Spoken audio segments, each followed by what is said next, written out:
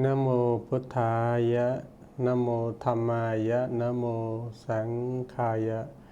May I introduce to our audience a new topic. Today I would like to talk about a topic, a supreme treasure of the wise man. In Vietnamese, we may understand as kho báu của bậc trí. And I would also tell that this topic is covered the three words of the Dharma paths.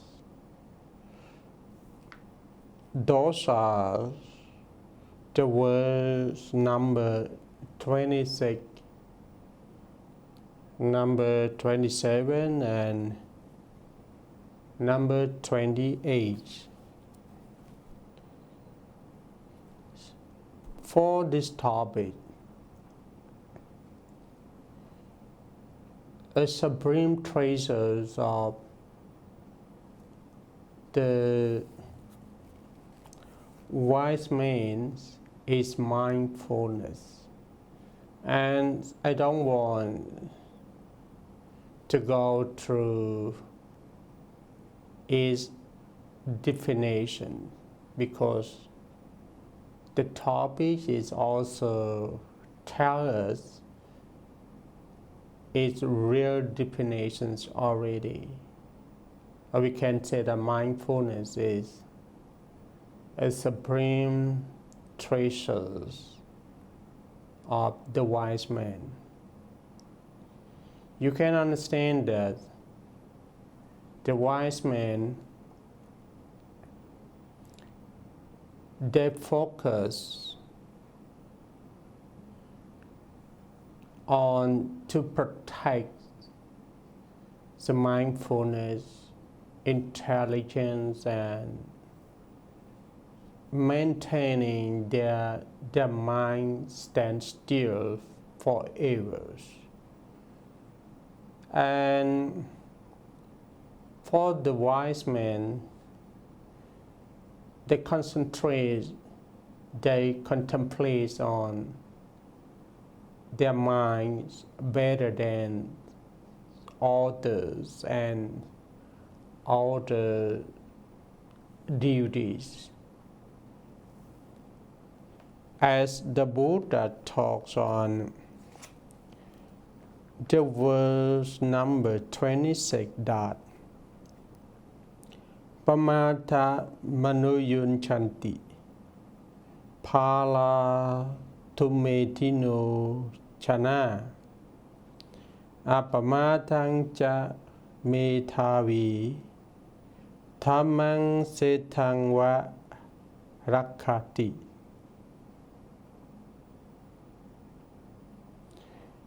Ma pamatha manuyun chetha ma ka marati santavang apamatto hi chayanto papoti vipulang sukhang. Verse number 26 is mean fools, men of little intelligence, give themselves over to negligence. But the wise man protects his diligence as the supreme treasure. This is the meaning of the word number 26. Continuously to word number 27 is mean, therefore, one should not be negligent, nor be addicted to sensual pleasures. The man who meditates with diligence attain much happiness. This is also the way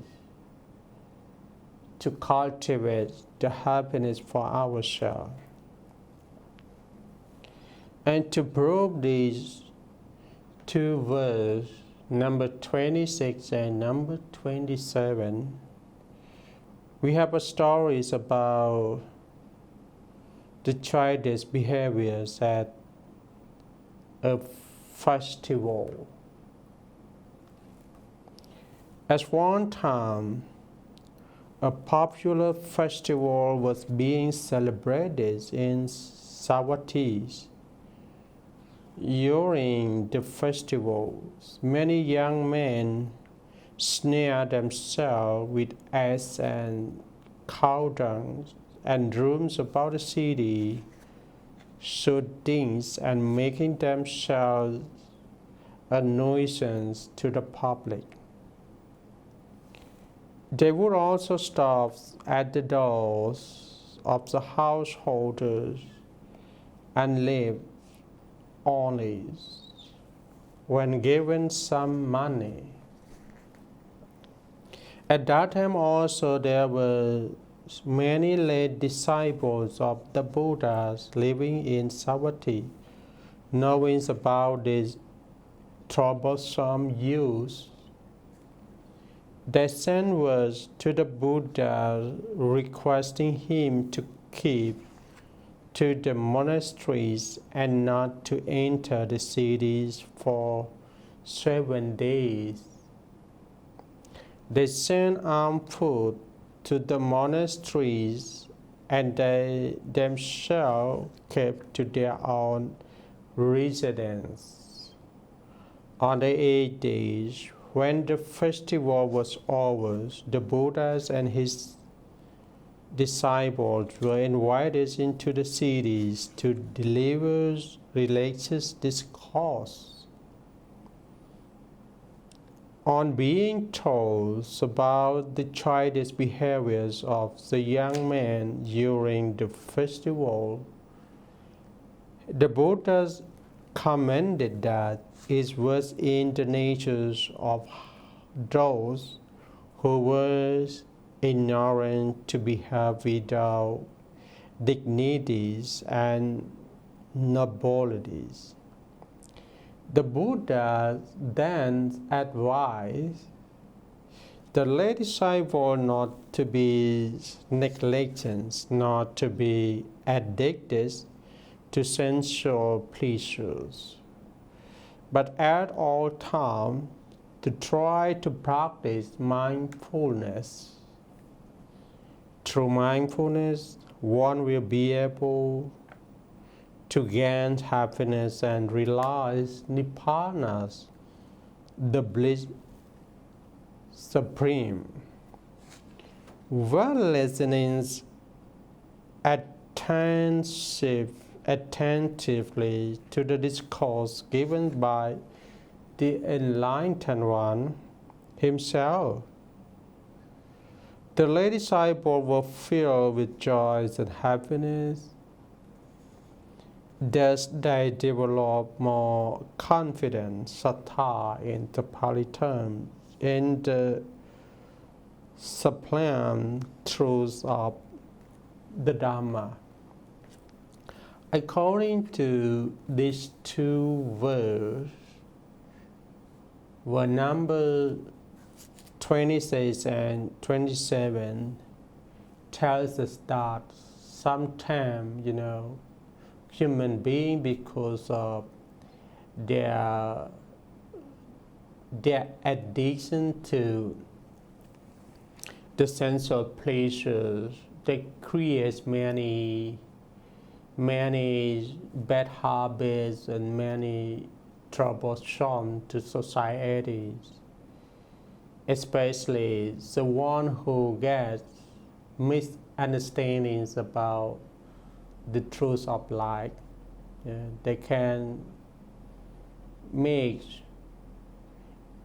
everything without costly, and as the real Buddhist devotees, as like monk and lay women and laymen, Buddhist devotees who are real understands on the Buddha teaching. We have to understand both the goodness and the badness, and try to make a right choice, And for this case, even the groups of the Buddha disciples or the Buddha's Buddhist devotees, and also the Buddha and his disciples, and also sometimes we need to keep ourselves at the proper place. Otherwise,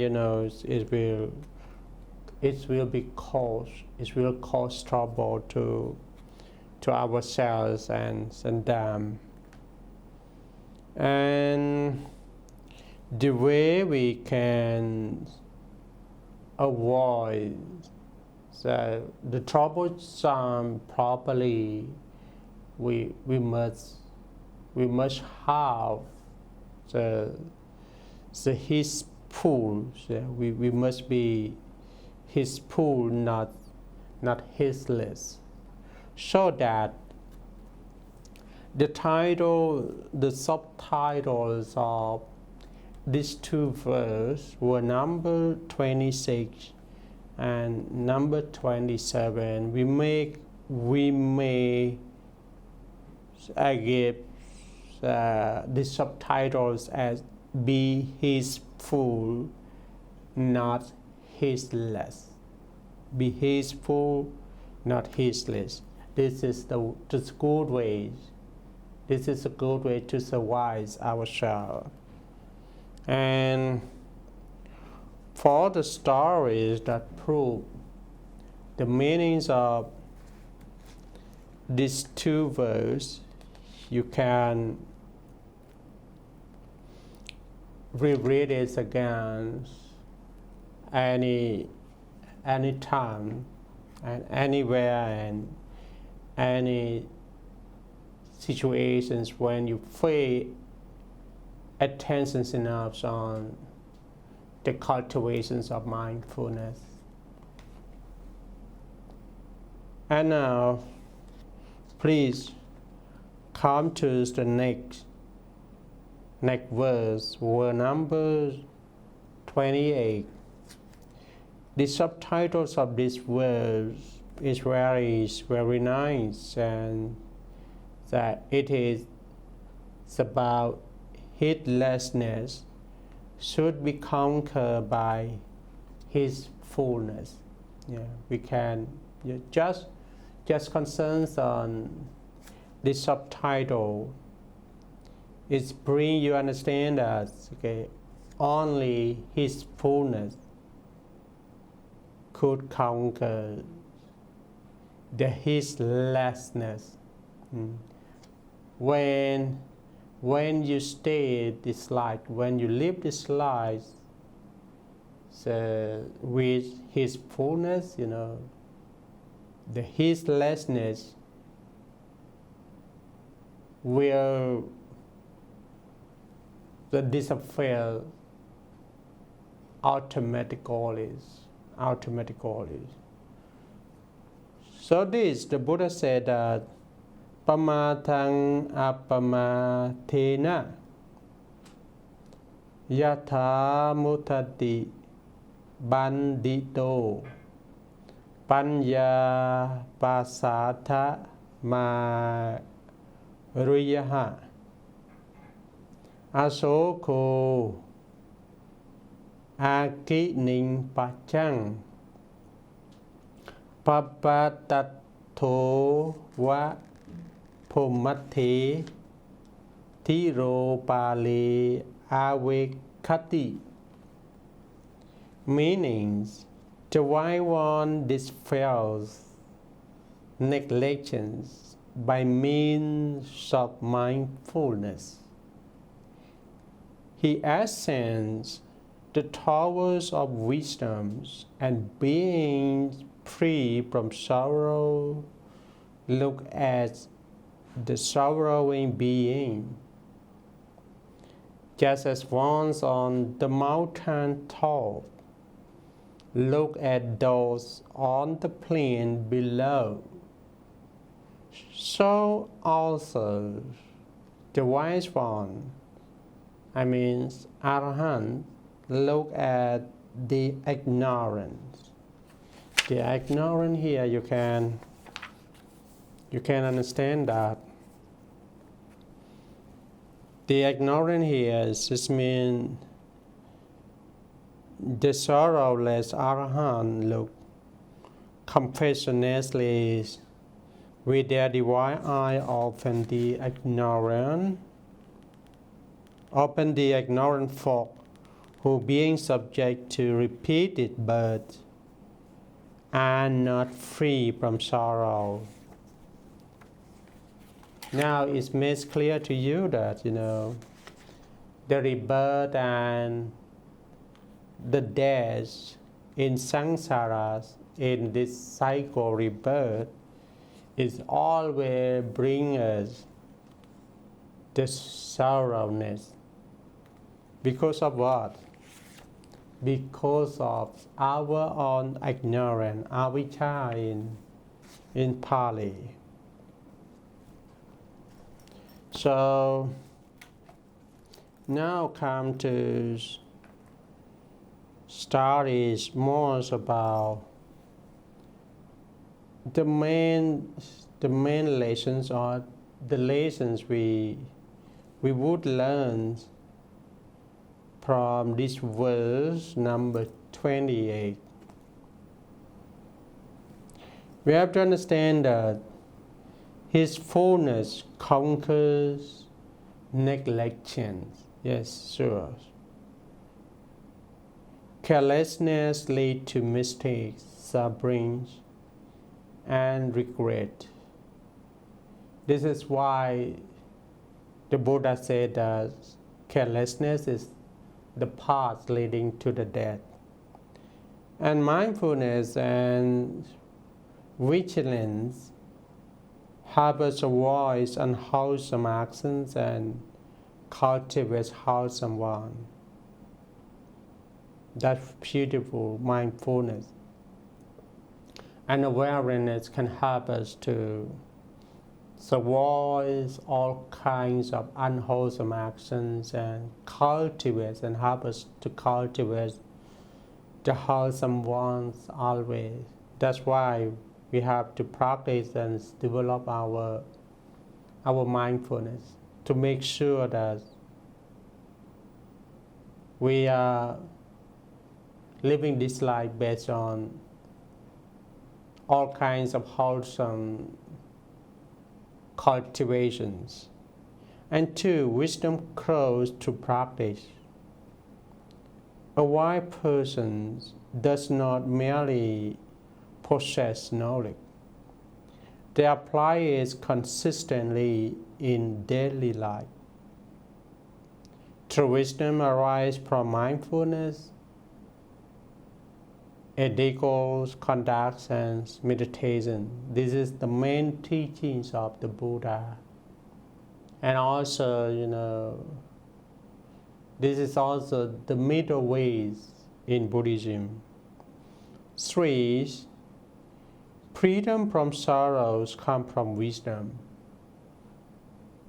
Freedom from sorrows comes from wisdom. As wisdom depends, attachment and ignorance diminish.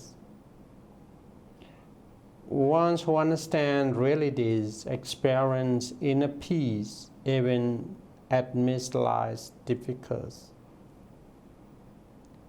On this, I understand that wisdom is the short to the resolutions of sufferings or all kinds of like problem. So if you would like to face with all kinds of life problem, you don't expect to overcome the life problem easily, but you have to be prepared yourself well on cultivating and developing your own wisdom. Someday, if you have enough wisdom, you can see the life problem, then also it cause of life problem easily. So you shall can find out the problem solution by yourself. And then, your life will be confident enough. You live this life, no sorrow, no scaries. And also, you can be a good teacher for yourself. And number 4, develop the higher perspective. The enlightened person is compared to someone standing on the mountain, seeing clearly what those below cannot. When you're on the tops of the mountains and look down to the base of the mountain, you can see the clear picture. Yeah. But here, the Buddha would mean that you can see the ignorance inside of within. Spiritual development give clarity and broad understanding rather than narrow emotional reaction. That's clear. 5, compassion, not pride. The wise see the sufferings of those who are still trapped in ignorance. For the wise men, they're very clear that where we are come from and where we are go forth after we did. This is the individual abilities of the wise man. Learn to be a wise man, please. Next, instead of looking down on others, they respond with compassion and a desire to help. See, the wise man always look inside, look within himself or themselves, not look down on not finding out or look down to other people for other people mistakes investigation. Yeah. Number 6, personal translations or personal transformations come first. And this is, I like it. Before having others, we should cultivate our own mindfulness and wisdom. So, by improving ourselves, we become better examples and guides for others. This, before you become the masters of others, please master yourself. I like, read a lot, thinking a lot, and practice meditations a lot. Today you read, tomorrow you think. Yeah. If you thinking a lot, until you have the good skill the good skillful on critical thinking, or you had that, and the abilities of positive thinking, is very useful for all the people. And now, for the practical applications, please practice mindfulness throughout the day. At least, practice mindfulness or develop mindfulness by yourself. So 2 times per day. And extend, you can start from 5 minutes, 15 minutes, 15 minutes, 30 minutes, 45 minutes, until 1 hour, as much as possible. Next, think carefully before speaking or action. Next, learn from mistakes instead of repeating them. Study the Dharma regularly and put it into practice. Be skillful on theoretical and practical Buddhism, because Buddhism or the teachings of the Buddha is the practical. If you learn without practical, it's useless. If you just focus on practice, but you neglect the theory, ask yourself, how can you know the right methods or the right technique to practice it? It does not lead you to the right destination that we call the bliss, happiness, or the ultimate truth, nibbana. And cultivate wisdom through meditations and reflection. And also help others with kindness and patience, not criticism. This is very important, the last one. Help others with kindness and patience, not criticism. I love it.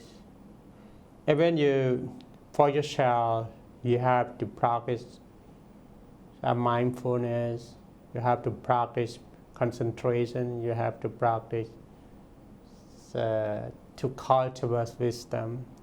But when you come to help and teach other people, please teach them, share with them, guide them with your loving kindness and compassion only. Don't try to criticize them. Don't try to look down them, to raise your values up. And day one is when you see their mental development is improving, that is the main point, that you experience the deep happiness by having other people. And a short summary for this verse were number 28. I would summarize that. His fullness overcome his lessness. This is the main idea. Through mindfulness and wisdom, we rise above sorrow, see light carefully, and compassionately guide those who are still loose in ignorance. We can overcome the ignorance by practice the mindfulness. And the short story here, okay. So for the short story to prove this, you can see a story of Kassapa want to know the numbers of births and deaths of others, and at least at the end the Buddha reject him to do that. The Buddha okay, Kassapa, okay, forget this. Don't want to try to know the members of births and deaths of others, but try turn back to develop your own mindfulness, and then you can see, you can understand your past life or the past life, and also your next life and all the people next life easily. So our topic is, because of the time is limited, I would like to stop here. But before I stop, I just ask you all a reminder that be heedful, not heedless, and remember, heedlessness should be conquered by heedfulness, which you all living your life with your own mindfulness. Be heedful, not heedless. Namo Buddhaya.